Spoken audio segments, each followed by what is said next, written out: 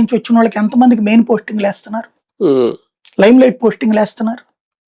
స్వార్థాలకు వాడుకునేటప్పుడు వాడుతున్నారు పోలీసు అధికారులు దళిత సామాజిక వర్గాన్ని. కానీ వీడప్పుడు ఎందుకు ల్యాండ్ ఆర్డర్ ఎవరు? విజయవాడ పోలీస్ కమిషనర్ గా ఎంతమంది దళితులకు ఇచ్చారు? నాకు తెలిసి నేను మొత్తం కెరీర్లో చూసింది కృష్ణప్రసాద్ గారు, ఇప్పుడు బాపట్ల ఎంపీ ఉన్నారు కదా, ఆయనకి ఇచ్చింది. రాజశేఖర రెడ్డి హయాంలో ఇచ్చింది. అంటే ప్రభుత్వపు ఆలోచన బట్టి ఉంటది, లేకపోతే అక్కడ ఎప్పుడు ఇచ్చేవాళ్ళు కాదు. అంతకుముందు డిటి నాయక్ ఇచ్చారు, ఎస్టీ. అట్లాగా అంటే ఆఫీసర్లు ప్రూవ్ చేసుకున్నారు. డిటి నాయక్ బాగా ప్రూవ్ చేసుకున్నారు, కృష్ణప్రసాద్ బాగా ప్రూవ్ చేసుకున్నారు కదా.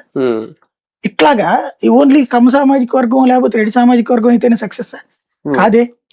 ఐపీఎస్ లో అన్ని రకాలుగా సక్సెస్ అయినటువంటి వాళ్ళు ఉన్నారు. కాకపోతే ఇక్కడ ఏంటి, మనం ఇవ్వాలి కదా ఛాయిస్.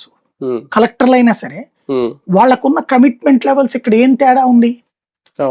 ఇవాళకి కూడా వివక్ష ఉంది, కుల వివక్ష ఉన్నత పదవుల్లో ఉంది, ప్రభుత్వాల్లో ఉంది. కాబట్టి రిజర్వేషన్.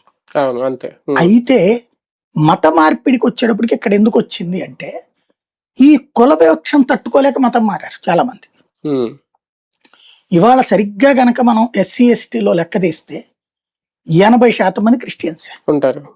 70 నుంచి 80% మంది క్రిస్టియన్సే ఉంటారు. పేరు ఇంటి దగ్గర మేరీ,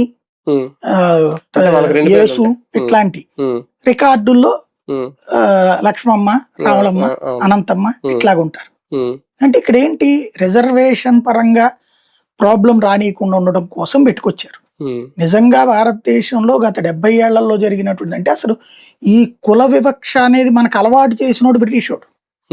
మన రామాయణంలో గాని భారతంలో గాని సైన్యంలో పనిచేసే వాళ్ళలో నువ్వు ఈ కులం వాడివి కాబట్టి నిన్ను వెలివేస్తున్నావు అని ఏమన్నా అన్నారా? తక్కువ ఎక్కువలు చూడబడ్డారు కర్ణుడు ఇది. కాకపోతే అది అహంభావంతో మాట్లాడిన వాడి మాట తప్ప, అతనికి రాజరికమే ఇచ్చాడు కదా మరి దుర్యోధనుడు. కర్ణుడిని అవమానించినటువంటి భీముడికి అహంకారంతో మాట్లాడాడు. కానీ అక్కడ తనతో సమానమైన హోదా ఇచ్చిన దుర్యోధనుడు మరి క్షత్రియుడే కదా.